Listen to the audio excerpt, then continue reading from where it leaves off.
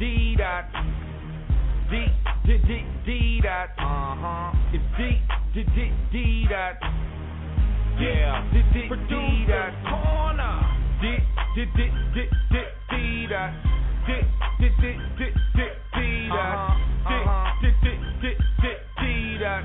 D dot. Producer Corner.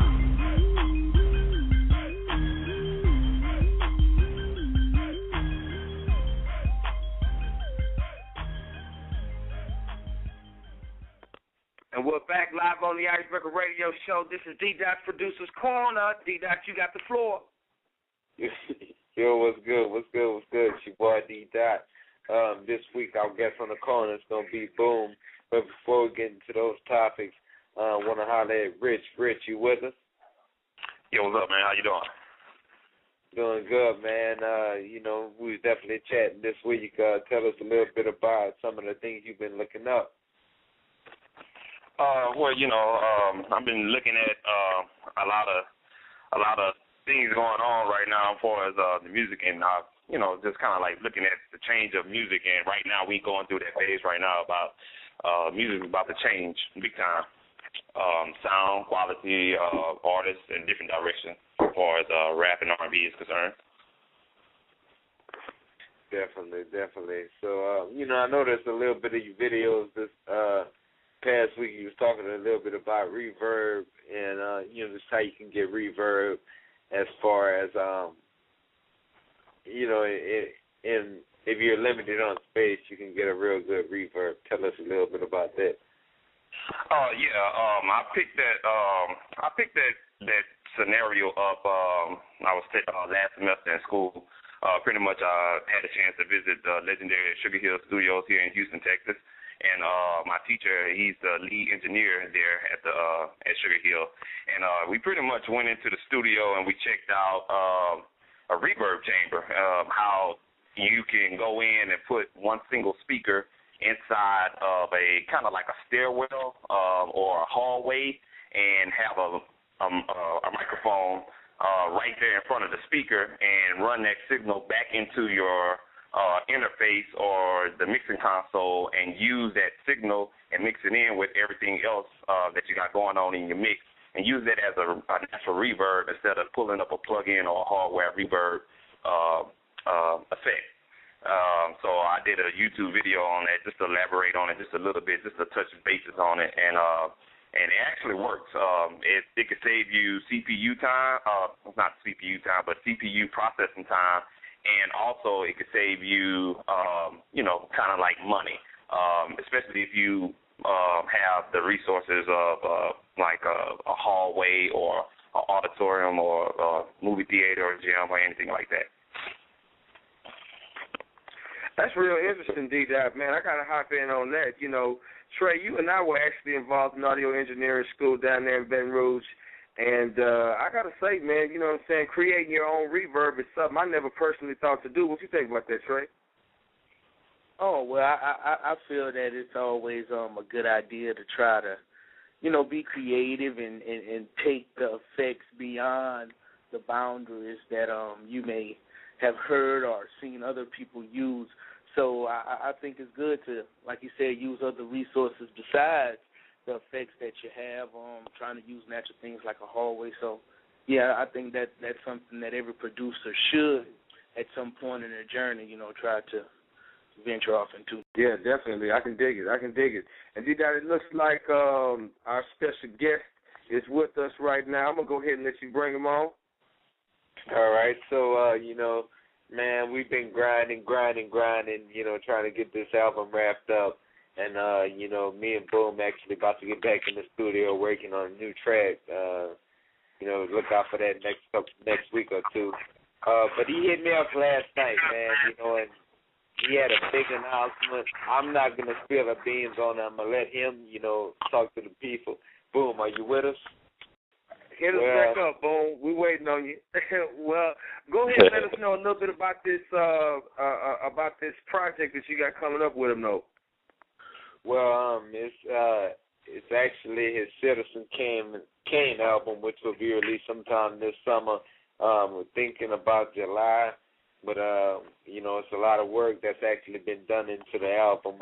We did the feature with Lil Flip earlier. Well, actually, it was last year when we were working on the album. Then he had the Suicide on the Moon video. Then a lot of people saw we actually had the Skywalker video, which we shot last weekend. And you know, this album is actually coming together like a masterpiece. You know, it's been one of the places in my career working with Boome.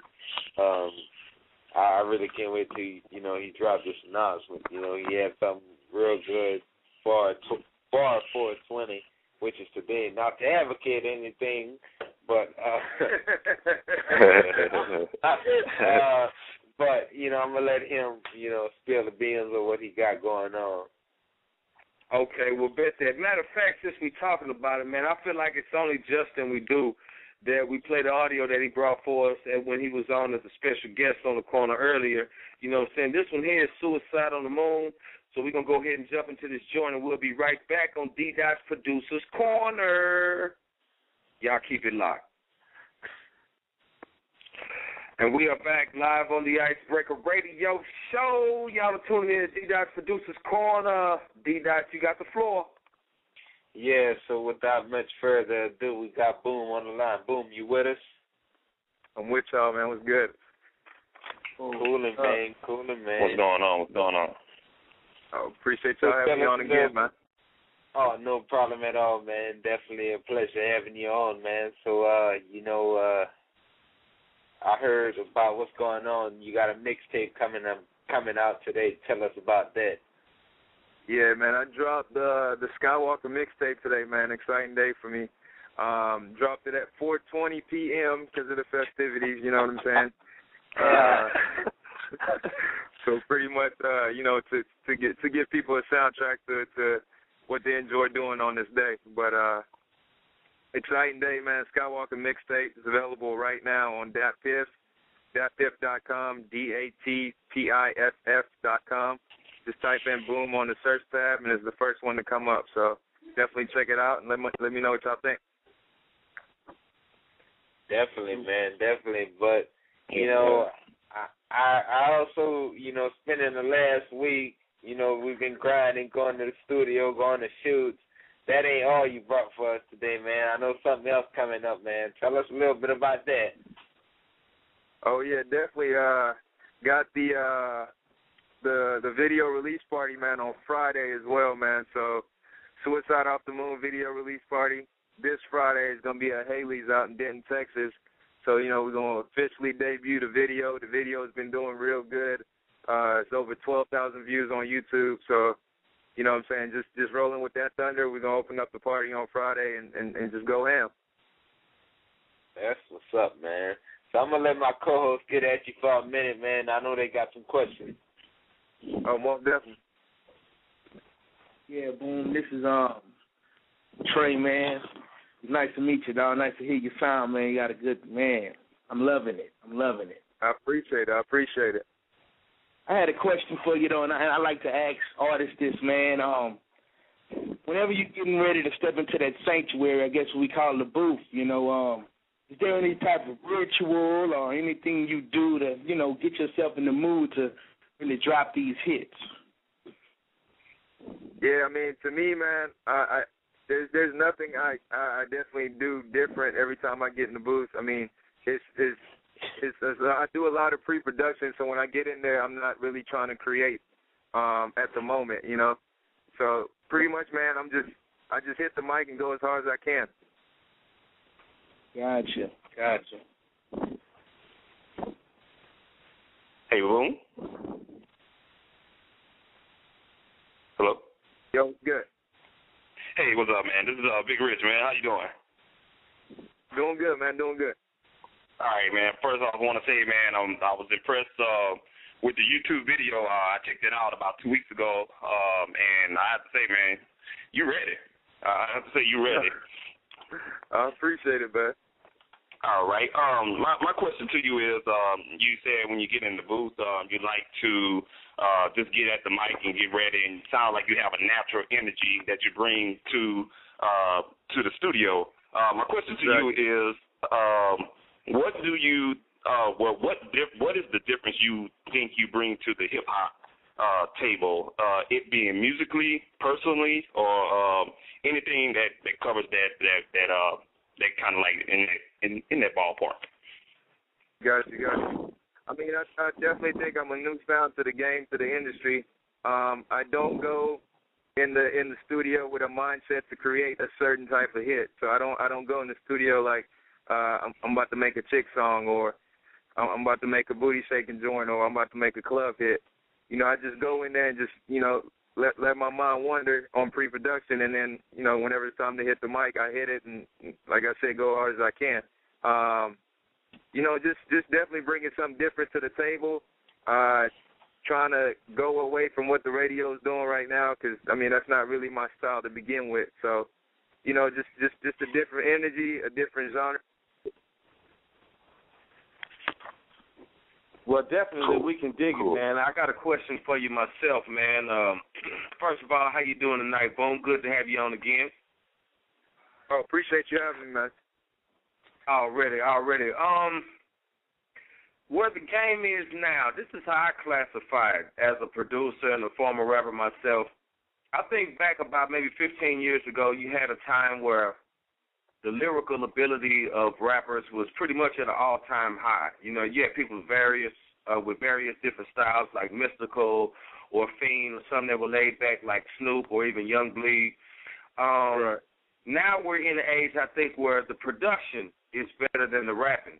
I mean, right. Somewhere in that spectrum, do you consider yourself more of a lyricist, or are your songs more production-driven, you think?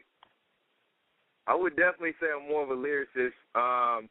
But, I mean, it's always a medium, so you got to have both to make a complete hit. So, I mean, that's why I say big ups to all the producers that can build their beats around the artists as well. And the artists that can not necessarily get a custom-made beat, that can go in there and go off somebody else's idea. But I would definitely consider myself a lyricist because I listen to the beat, and it's already telling a story before I even listen to it. So all I need to do is just pretty much tell it what the story is. That is a well-said point right there. I like that. Yeah, definitely, man. Well, I got to say myself personally, when it comes down to the music creation process, no two artists will do it the same. And as Trey was asking you earlier about, you know, any prep that you may do for a song, Ham, I got to steal your question. What step, again, you know, at the end of the day, do you think you want to be known for, you know, in this industry? One more time for me. What stamp do you think you want to leave on the game as far as the type of music that you do, or what do you think you want to be most remembered for? I mean, to be honest, man, I think everybody do it to kind of be the best.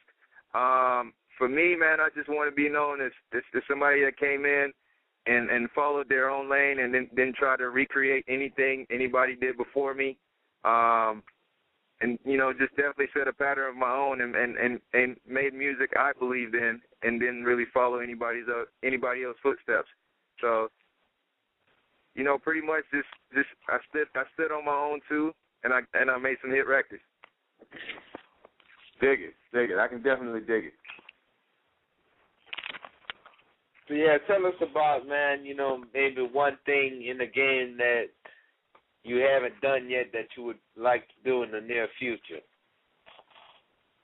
Some hardware, man. Some hardware. I want some awards. You know what I'm saying?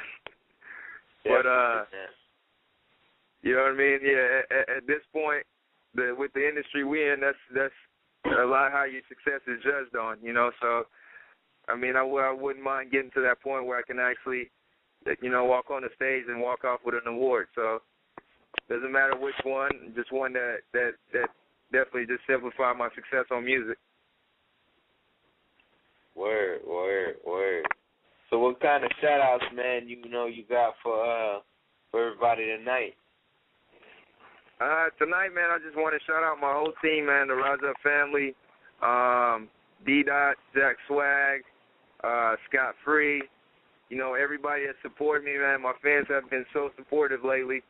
You know, everybody is listening in right now. Sully, Everybody that's listening to the show, everybody that's going to be on the show, coming to the show on Friday, the video release party, and, everybody that went and downloaded the mixtape and checked it out. I just want to be, genuinely appreciative to everybody supporting me. Word. Well, that's what's up, man. That's what's up. And how can people out there in Radio Land get a hold of you? You know what I'm saying? What's your email, your blog, your Facebook, your Twitter, all that good stuff? The email is easy, man. It's boome, RUE, @gmail.com. That's BOOME, RUE, @gmail.com. And then on Facebook, you can find my public page. It's Boome, a.k.a. Citizen Kane, and that's Kane. That's pretty much it, man. That's where you can find me. Well, that's what's up. That's what's up. So, we appreciate you coming on the show. Go ahead, D-Dot.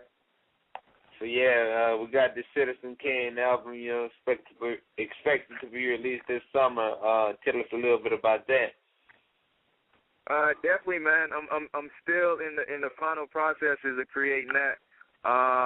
Man, it's gonna be a crazy album, man. I've been, pretty much just trying to top the music I've made before and grow as an artist. We're looking at probably about July 27th, somewhere around there. 14, 15 tracks of fire, of course. Production by D-Dot, Scott Free, Jack Swagg. Some Outhouse production as well. Features Lil Flip, Big Tuck. That's pretty much it, man. It's going to be a crazy album. It's going to be something different, and, going to wait and make it huge. We got 2 videos, Suicide Off the Moon, and then the Skywalker video as well. That's about to be out soon. So definitely going to be a huge summer. So huge album coming.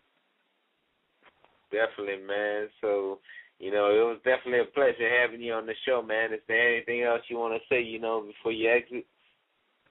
No, man, that's it. I appreciate y'all having me on, man. It's always a pleasure to come on, and, look forward to coming on again. No problem, man. Whenever the album comes out, you got to stop back by and talk to us about the album. Most definitely. Yeah, and shoot us some more music, man. Shoot us some more music so we can keep you in rotation. Y'all listening out there in Radio Land, hit us up, 646-595-2679. Y'all are definitely listening to the Icebreaker Radio Show. This is D-Dot's Producer's Corner. We've been interviewing Boome. Go ahead, D-Dot. Yeah, so before we break up to the Ham Rothstein Sports section, what's our topic for the week, Rich? Our topic for the week, we're going to pretty much touch bases on compression. I think it's one of those topics that normally come up. I know it always, a lot of people come to me and ask me about what's a compressor, how you use it, or whatever the case may be. A lot of people get it misconception of it because they think, they use a compressor just to make all your tracks loud. In actuality, you're actually reducing your waveforms or your tracks and stuff like that, and you find yourself just turning up all your failures all the way up to the top. So, I'm not sure how much time we have, but I can pretty much just talk a little bit about it. Well, we got about 6 minutes left in the segment. Okay, all right. Let me rush pretty much on it. Pretty much, the compressor has 4 main components, and we can talk about the threshold, attack and release times, and ratio, and let me add to that, not 4 but 5, and the makeup gain. Pretty much, the threshold is pretty much where you're pretty much telling the compressor how much signal you want to go into the compressor until it starts to compress that signal. A lot of people, it's kind of used like this. I'm talking normal, and I raise my voice. I get real loud, and I come back down and stuff like that. You kind of want to control the dynamics of whatever instrument or whatever vocalist that you're using. So you adjust the threshold to that. Once you get your right amount of threshold, then you want to kind of like touch on the ratio. The ratio, the smaller the number, the less compression. The higher the number, the more the compression. So you do the math on that. A lot of times when you're mastering, you use a 2-to-1 ratio. Common ratio, you can pretty much use this on everything. just generally, and it's going to be a 4-to-1 ratio. And that kind of like, I can get technical in it, but I don't have enough time for that. So pretty much the ratio, the higher the ratio number, the more compression you're going to have. Then you're going to jump over to the attack and release time. Pretty much the attack time is going to be how fast the compressor is going to react to the compression, if that makes sense to you. You know what I'm saying? It's pretty straightforward. The fast attack time, the faster the compression. And so forth on with the release time. The slower the release time, the more compression is going to lag on.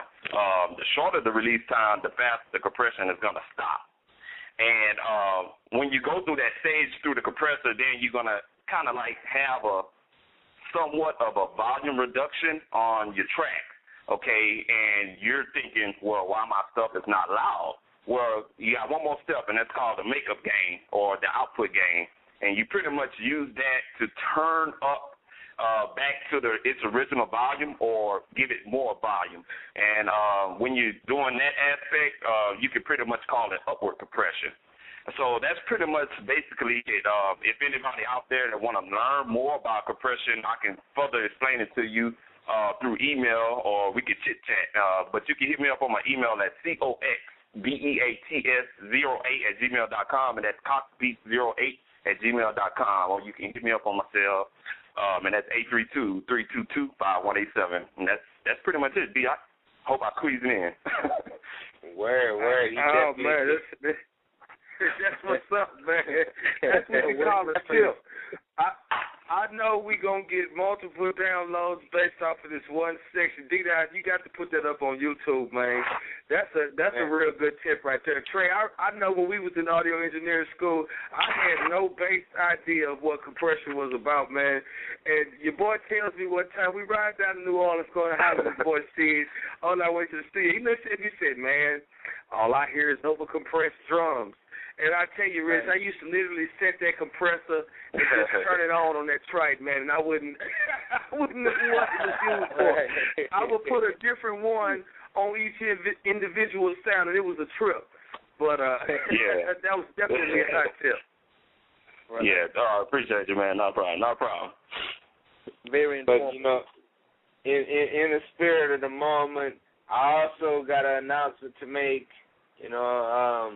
We recently done some things the past couple of weeks, which was the beat battle, and the winner of that beat battle actually was that guy, Rich ENT. Rich, how it feels to win the distribution deal. Tell us a little bit about what you're going to do with the deal. Well, I've been thinking about it, and I'm pretty much going to do, I'm gonna do my instrumental mixtape, which is going to be Underrated Volume 2. I came out with Volume 1 last summer, and this summer I'm going to get started working on it after the spring semester. And pretty much I'm going to use it, and like I said in my previous interview with you all, I'm just going to go out and I have my people pick who I'm going to have on the mixtape as far as artists are concerned. And I'm going to go out and I'm going to do some guerrilla-style recording, come back, mix it all up, and put it out there. I'm looking at about 12 to 15 tracks. I'm not sure yet, but it being instrumentals, and I'm going to be focused on 1/16s on all the songs. So I might go ahead and push it up to about 15 to 20 because I'm excited about this golden opportunity. So, carpe diem. I'm going to seize the moment. Well, that's what's up, man. We also want to encourage everybody to go check out Big Rich. He is the newly featured producer of the month on the Icebreaker Productions website, where you can always link up with artists, producers, and DJs. And we do have distribution available for you for a reasonable cost.